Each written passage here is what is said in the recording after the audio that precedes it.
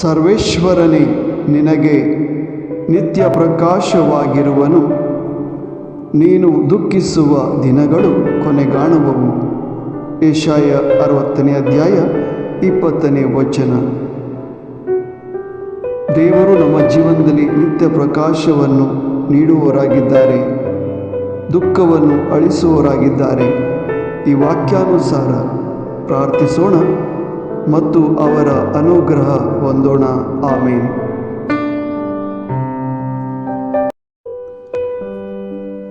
सर्वेस्पर तुझो सासणीक उजवाड जातलो आनी तुझ्या रुदानांचे दीस सोंपतले.